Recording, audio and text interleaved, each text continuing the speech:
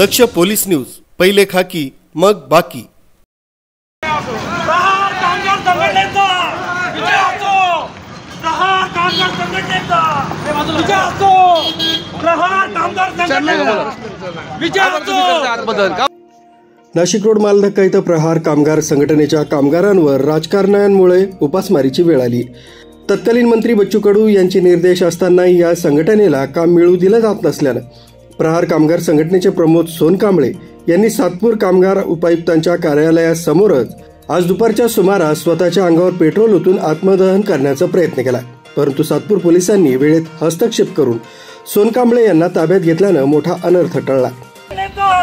विजय असो, प्रहार कामगार संघटनेचा विजय असो, प्रहार कामगार संघटनेचा विजय असो। सदर आत्मदहन करण्याची वेळ ही कामगार उपायुक्त विकास माळी, सहकामगार उपायुक्त चंद्रकांत बिरार, रिपब्लिकन एम्प्लॉईज फेडरेशनचे रामबाबा पठारे, भारत निकम यांच्यामुळे आली असल्यानं तेच जबाबदार राहतील अशी प्रतिक्रिया प्रसार माध्यमांना सोनकांबळे यांनी दिली। मला 60 नोंदणी फॉर्म असं मिळालं होतं, परंतु हे इथले जे कामगार उपायुक्त साहेब हे पूर्ण रिपब्लिकन एम्प्लॉईज फेडरेशन मालधक्का या लोकांना पुरेपूर मदत करतात आणि नेहमी मदत करतात। हे लोक आम्हाला कुठल्याही प्रकारची मदत करत नाही।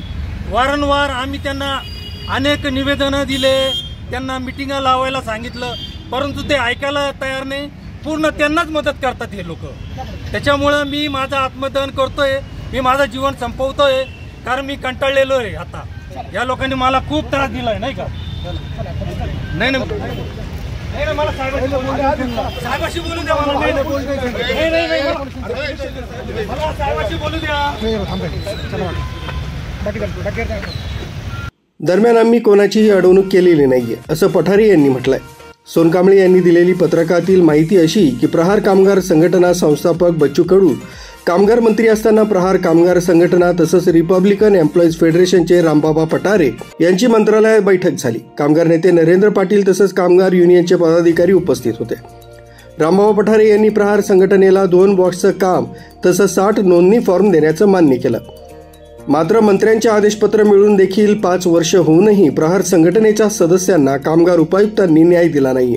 उपायुक्तांनी रिपब्लिकन एम्प्लॉईज फेडरेशन संघटनेची बाजू मांडून उडवाउडीची उत्तरं दिली आहे। यामुळे प्रहार संघटनेच्या कामगारांवर उपासमारीची वेळ आली। वेळोवेळी निवेदनं देऊन आंदोलनं करूनही आम्हाला खोटी आश्वासनं देण्यात आली। सदर कामाचं नियोजन कामगार उपायुक्तांनी करून दिलं नाही। त्यामुळे आज दिनांक 24 जुलैला सातपूर इथल्या कामगार उपायुक्त कार्यालयासमोर आत्मदहन करण्याचा प्रयत्न केला।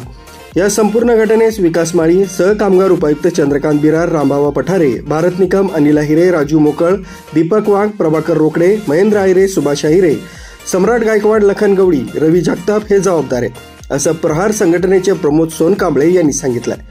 प्रमोद सोनकांबळे यांनी आत्मदहनाचा प्रयत्न केल्यामुळे त्यांना सातपूर पोलिसांनी ताब्यात घेतलंय। नितीन बोराडे, दक्ष पोलीस न्यूज, नाशिक।